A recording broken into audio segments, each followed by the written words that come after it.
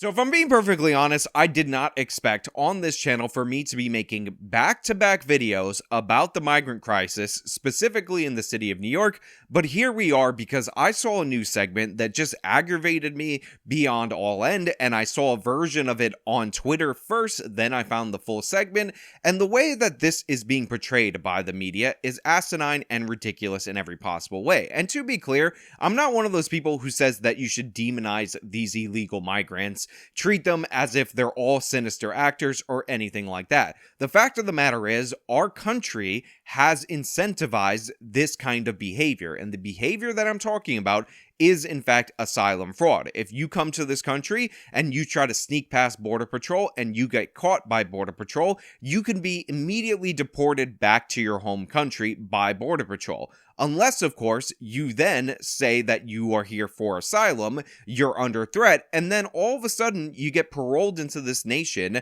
for 7 to 10 years, look at the court dates, look at the immigration backlog, set up a whole life, and it becomes impossible for you to leave. Obviously, this is a loophole in our immigration law. Obviously, this is something that the evil orange man tried to fix with the Remain in Mexico policy. Obviously, the Democrats called that evil white racism, and obviously a system like this is unsustainable. But when you lay out those kind of incentives in a great country like the United States of America, what do you expect these people to do? I would want them to be honest, and I don't want to excuse their behavior. I don't want to let them into the country because it was incentivized, but we have to acknowledge the policy failure that led to this if we want to fix this in the future. That being said, I am sick and tired of people portraying them as victims because we ran out of resources that we're providing them for free that we're not providing to our own citizens, and that's what today's video is about. But before we get into that, I want to say thank you to everybody who signed up over on actualjusticewarrior.com/join. Give me the money. Give me the money. Okay? And thank you to the podcast listeners, Spotify, Apple, and Google's podcasting platform. Some migrants have become so desperate to find housing, they're willing to sleep outside a reticketing center and the freezing temperatures to be first in line to reapply for shelter this morning. About 20 degrees out there this morning, pretty dangerous. So my timeline has been inundated with segment after segment about how migrants are forced to sleep out in the cold on the streets of New York City. Forced to do so, and this has really been getting under my skin. Now we're going to play some of these segments, we're going to go over them, you're going to watch them portray the plight of these migrants, but I want you to pay attention to the language that they're talking about, to the fact that they're saying that this is being imposed on them, and then we're going to go into the reality of this particular system and this particular issue. Dan Tijani, well, lots of people here lined up outside of this particular office because they only accept walk-ins. That's why you have people standing out here in the bitter cold and also sleeping out here, all in the hopes of getting an ID NYC card by the end of the day. So first of all, and this is probably the most important part of the segment, Lizette Nunez,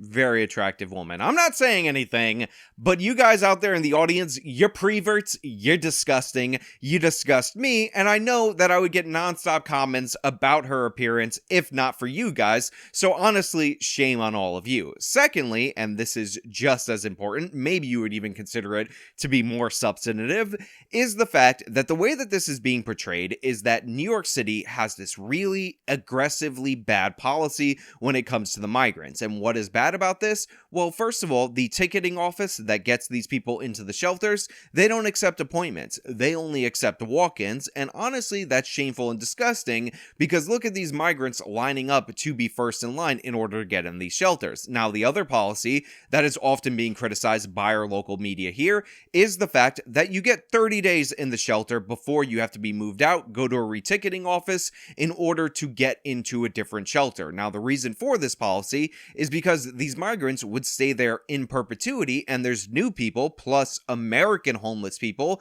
that need to gain access to these shelters, and there has to be some way for you to sort through them. And the idea that we're going to allow single men to stay for more than 30 days when we have families and homeless Americans waiting in line and can't get in is absurd and ridiculous, not to mention all the fights and all the problems that go on when people are in these shelters for prolonged periods of time. And by the way, there's also a limit for families because they are so short in terms of beds that is 60 days. So there are limits being imposed, and part of the system outcome of these people having to get back into the shelters is that they have to reapply. But the idea that this is such a hardship for the migrants, and we're not talking about our mentally ill homeless people who are out in the cold, our veterans of war homeless people who are out in the cold, our drug addicted homeless people who are out in the cold, despite the fact that those are American citizens, and we're talking about the plight of migrants, really gets under my skin. But it's about to get a lot worse. It's about to get a lot more annoying.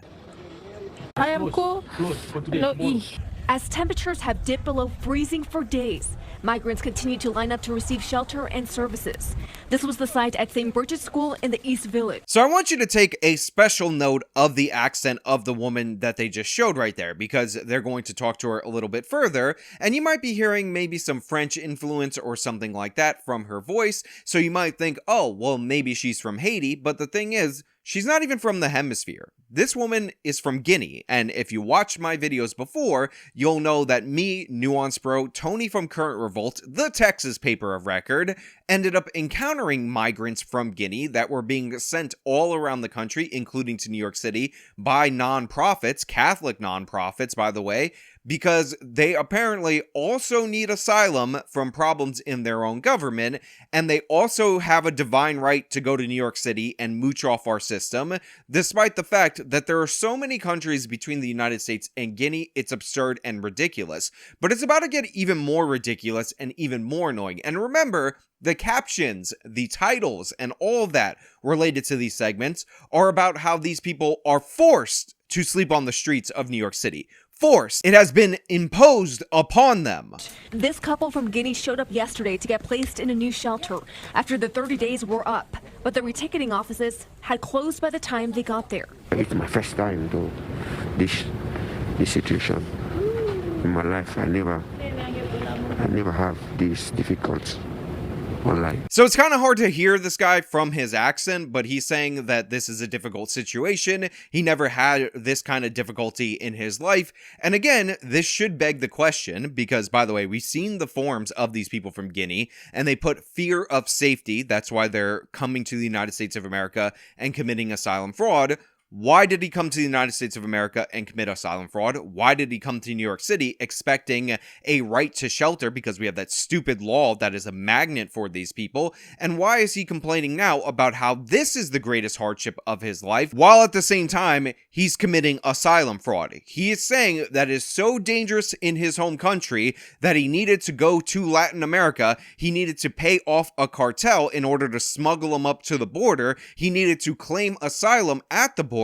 He needed to go to a Texas government official and ask for a bus ticket to New York City. That they're arriving at New York City and being out in the cold in New York City is the hardest portion of his entire life. It's the most difficult thing that he had to go through. So maybe he needs asylum from New York City. I got a great idea for you. We'll get you a ticket back to Guinea, where the weather is much nicer. Let me check the temperature for you. It's 83 degrees at the time of me recording this video, and if you go there, you'll never have to worry about the cold, cold weather that's making this the hardest portion of your life here in New York City. More migrants braved the cold at a city office in Brooklyn. Mutual Aid was at hand giving out coffee and hot soup as migrants waited in line for a chance to get an ID NYC card. Entonces la única esperanza es hacer un poquito de centavos aquí, como me den el papel por un mes, por 3 meses, que Dios sea lo que sea, y en ese tiempo Dios me va a bendecir con un buen trabajo. This woman from Honduras says she's 61 and is hoping to make some money. She says she's willing to do whatever, including sweeping the streets. Again, this whole segment is about how people are forced into this position. They're forced out in the cold. And right here, we have a 61-year-old woman who's out in the cold, and it is meant to garner sympathy for you guys out there in the audience. And to be clear, I don't want 61-year-olds sleeping out in the cold. I would like for people to be in better positions in their life. But that being said, I'm not blind to the fact that she just said that she's here to make money, not claiming asylum, even though she likely made it through the border based on a fraudulent asylum claim. Right here in front of our very eyes, we have somebody telling you that they're an economic migrant. They came here illegally under the false claim of asylum, and it's not even being addressed. On top of that, we're not addressing the fact that there are so many countries between Honduras and the US-Mexico border that this woman theoretically could have claimed asylum in, and yet she refused to do so. On top of that, A safer country than New York City, than the United States of America as a whole almost, is El Salvador. They recently locked up all their criminal types. We've talked about it on this channel multiple different times. And guess where El Salvador is in proportion to Honduras? That's right. It's right next door. This is like the safest country in Latin America right now. She already speaks the language. She's in a border country. She's already compatible with the culture and all that. And yet she's in New York City, where they have a right to housing, lining up for the right to housing, telling you on the news that she committed asylum fraud in order to get here. And we're all supposed to pretend like this is normal, average, logical behavior. So while I do feel bad for a 61-year-old woman out on the streets, I feel much more bad for the 61-year-olds, the older people, the military vets, the mentally disabled, the mentally ill, the drug-addicted American that is out on the streets that are dealing with this. And by the way, they don't have the time, the energy, the fortitude based on their myriad of mental conditions to line up outside of these offices in order to get these shelters. But there is a misconception that an ID NYC card will automatically lead to a job. Migrants still need to be granted federal work authorization, which itself can be a long legal process. Immigrant advocates worry that misinformation coupled with desperation is unnecessarily causing migrants to put their health and lives at risk in the bitter cold. You know, this is just another one of those situations, another one of those moments where I hear something being said by a left-wing person, and I can't believe that they could say that with a straight face while holding all of the other positions that they hold. So, remember when Eric Adams, I talked about this on the channel, tried closing the border to New York City to migrants? He put in these schedules where basically it became impossible to drop these people off, threatened to impound the buses, arrest the bus drivers if they continued to flow into the city, and he proposed all of these restrictions for the border of New York City. Same thing happened in Chicago, that were all sensible and logical for our nation to have as a whole, while being an advocate of open borders, just like Brandon Johnson. Well, this is a similar situation right here. They're talking about the misinformation that these migrants are dealing with that is causing them to camp outside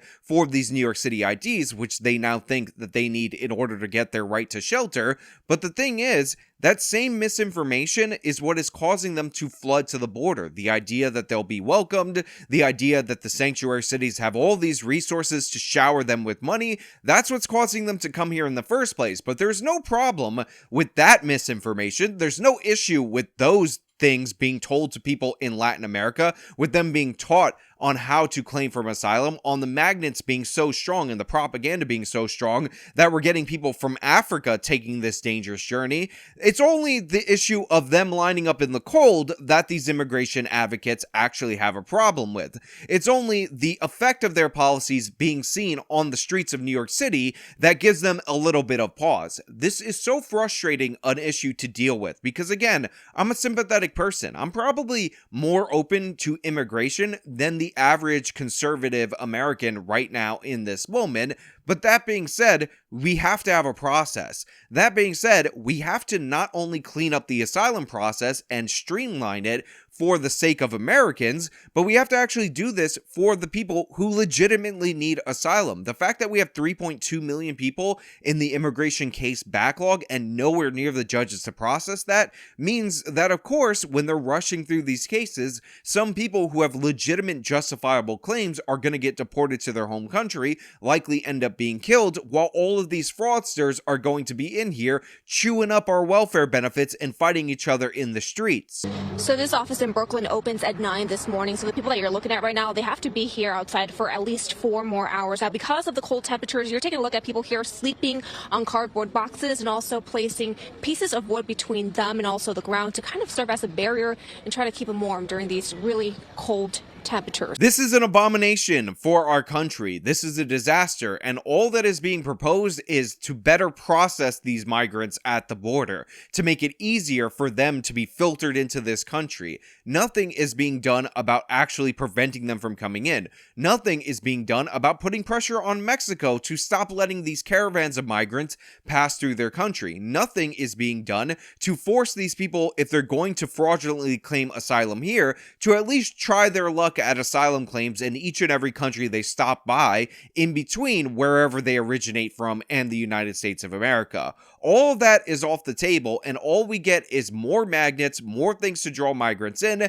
and more human crisis, more human tragedy as the result. This is disgusting, it's absurd, it's ridiculous, but the idea that yet again, these people are being portrayed as being forced to sleep out in the cold aggravates me beyond all end. You're the people who told them that everything would be great for them to come here. You're the people who taught them to commit asylum fraud. They made the decisions to do all of these things, take all of these steps in order to come into the United States of America, illegally, by the way. Nobody forced them to do anything of the sort. The fact that it wasn't as magical as they expected is on them, it's on the system, but it is definitely in no way, shape, or form on the city of New York or any city for not having enough resources to import half the third world into our country. But hey, those are just my thoughts. Let me know your thoughts down in the comments below. If you liked the video, show them by leaving a like, subscribe for more content, follow me on the social media, support me via the support links in the description of this video. This has been me talking about the ridiculous way the migrant crisis is being portrayed in the city of New York.